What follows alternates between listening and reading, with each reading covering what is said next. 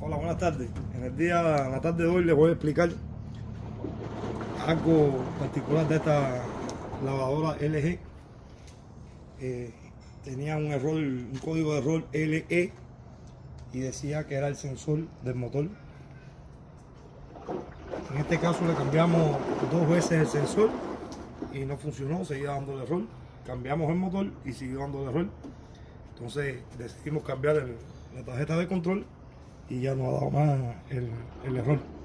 Entonces, cuando ustedes se encuentren ese problema, que cambien el sensor y siga dando ese mismo código de error, entonces lo que van a hacer es que cambien la tarjeta y problema resuelto.